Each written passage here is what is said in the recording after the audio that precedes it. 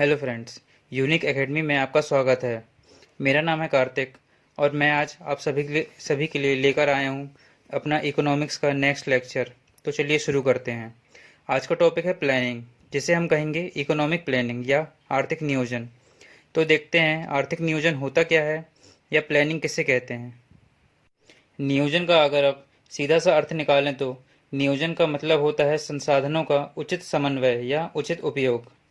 सीधे शब्दों में देखा जाए तो संसाधन या रिसोर्सेज लिमिटेड हों और आवश्यकताएं या नीड अनलिमिटेड हों, तो लिमिटेड रिसोर्सेज और अनलिमिटेड नीड्स के बीच में जो संतुलन बनाया जाता है या बैलेंस बनाया जाता है, उसी को हम लोग कहेंगे नियोजन या प्लानिंग या योजना बनाना। इसमें आगे अगर हम लोग देखें तो हमें पढ़ना क्या है, आर्थिक नियोजन या इकोनॉमिक प्लानिंग। आर्थिक नियोजन का मतलब होता है कि आपके पास रिसोर्सेज उपलब्ध हैं, उनका बेहतर उपयोग किया जाए। मतलब यदि हम इनका मैक्सिमम रिबेट गेन करते हैं तो कहा जाता है इकोनॉमिक प्लानिंग। मतलब उपलब्ध प्राकृतिक प्लस मानवीय संसाधनों का बेहतर उपयोग कहलाता है इकोनॉमिक प्लानिंग। अब देखते हैं भारत में इकोनॉमिक प्लानिंग की चर्चा सबसे पहले कब शुरू हुई। तो कौटिल्य ने सबसे पहले अपनी किताब अर्थशास्त्र में नियोजन के वित्तीय व्यवस्था या वित्तीय प्रबंधन की बात की थी। लेकिन हम जो आज नियोजन पढ़ते हैं, इसकी शुरुआत देखने को मिलती है सबसे पहले रूस में। अगर भारत में इसकी चर्चा करें तो भारत में इकोनॉमिक प्लानिंग की शुरुआत सबसे पहले सन 1934 में हुई विश्वेश्वरैया के द्वारा, इनकी किताब प्लान्ड इकोनॉमी फॉर इंडिया में। इस किताब में इन्होंने बताया कि अंग्रेजों द्वारा जो भारत में विकास किया जा रहा है, वह विकास नियोजित नहीं है, यह अनप्लैंड है। इसमें क्या हो रहा है कि इन्वेस्टमेंट ज़्यादा हो रहा है और रिबेट कम मिल रहा है।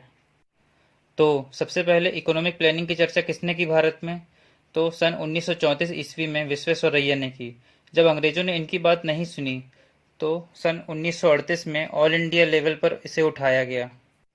सन 1938 में कांग्रेस ने अपने अधिवेशन, जो कि हरिपुरा में, कांग्रेस के चेयरमैन उस समय थे सुभाष चंद्र बोस, इन्होंने क्या किया कि पंडित जवाहरलाल नेहरू की अध्यक्षता में एक कमेटी बनाई गई। उसका नाम नेशनल प्लानिंग कमेटी या राष्ट्रीय नियोजन समिति रखा गया। इस समिति ने भी ब्रिटिश गवर्नमेंट को सुझाव दिया कि भारत में जो संसाधन डेवलप किए जा रहे हैं वो एक प्लान्ड वे में डेवलप किए जाएं, लेकिन उसको भी ब्रिटिश गवर्नमेंट ने स्वीकार नहीं किया। इसके बाद मजबूर होकर बॉम्बे के 8 उद्योगपतियों ने एक प्लान प्रस्तुत किया, जिसे बॉम्बे प्लान के नाम से जाना जाता है। यह प्लान आया सन 1944 ईस्वी में। इस बॉम्बे प्लान को मिस्टर दलाल साहब ने प्रस्तुत किया, जिनका पूरा नाम है आदेर्शिर दलाल, बट एग्जाम में सिर्फ दलाल नाम पूछा जाता है।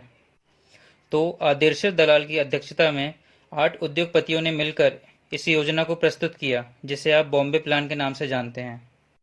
लेकिन 1947 ईस्वी में जब भारत आज़ाद हो गया, तब पंडित जवाहरलाल नेहरू ने फिर एक कमेटी बनाई। उसके अध्यक्ष वो खुद ही रहे। उस कमेटी का नाम रखा गया आर्थिक नियोजन समिति या इकोनॉमिक प्लानिंग कमेटी।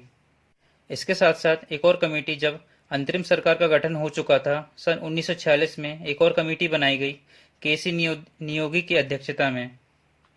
इस कमेटी ने रिकमेंड किया कि भारत को अगर डेवलप करना है तो उसे एक ऐसा सिस्टम बनाना होगा या संगठन बनाना होगा जो भारत के लिए योजनाएं बनाए। तो इसके बाद भारत में एक संगठन बनाया गया जिसने भारत के लिए योजनाएं बनानी शुरू करी। उसका नाम प्लानिंग कमीशन या योजना आयोग रखा गया। तो देखते हैं प्लानिंग कमीशन या योजना आयोग क्या क्या करता है, इसमें कौन कौन शामिल है। तो योजना आयोग की स्थापना कब की गई, क्यों की गई और कैसे की गई। तो इसके लिए सबसे पहले हमने पढ़ा कि केसी नियोगी समिति ने सुझाव दिया था। इसके सुझाव पर ही योजना आयोग का गठन किया गया। इसे सन 1950 में स्थापित किया गया। देखिए, भारत में कोई भी संगठन बनाने या ऑर्गेनाइजेशन बनाने के केवल 2 ही तरीके हैं। पहला, या तो गवर्नमेंट द्वारा कोई ऑर्डर पास कर दे, या फिर उसकी व्यवस्था संविधान में की गई हो, संविधान के किसी आर्टिकल में उस संगठन की चर्चा की गई हो। तो योजना आयोग जैसे संगठन की चर्चा संविधान में नहीं की गई थी।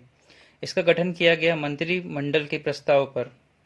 जब भी किसी संस्था का गठन गवर्नमेंट के प्रपोजल पर होता है तो ऐसी संस्था को गैर संवैधानिक संगठन या नॉन कॉन्स्टिट्यूशनल ऑर्गेनाइजेशन कहा जाता है। गैर संवैधानिक का मतलब यह नहीं है कि संविधान के विरुद्ध है, बल्कि यह संविधान से अलग था। जब भी गैर संविधान संगठन होगी तो इसके कोई विशेष अधिकार नहीं होंगे, बल्कि एक सलाहकारी संगठन होगा। यह केवल सजेशन दे सकता है, इसके पास कोई पावर नहीं होगी। तो प्लानिंग कमीशन क्या है? यह केसी नियोगी समिति के सुझाव पर 15 मार्च 1950 को बनाया गया और यह आपके गवर्नमेंट के प्रपोजल पर बनाया गया। यह एक गैर संवैधानिक संगठन है और यह गवर्नमेंट को सिर्फ और सिर्फ सजेशन देता है और इसके पास कोई भी स्पेशल पावर नहीं होती। अब हम इसके बारे में डिटेल में अपने नेक्स्ट लेक्चर में देखेंगे। धन्यवाद। हेलो फ्रेंड्स, यूनिक एकेडमी में आपका स्वागत है। मेरा नाम है कार्तिक और मैं आज आप सभी के लिए लेकर आया हूँ अपना इकोनॉमिक्स का नेक्स्ट लेक्चर। तो चलिए शुरू करते हैं। आज का टॉपिक है प्लानिंग, जिसे हम कहेंगे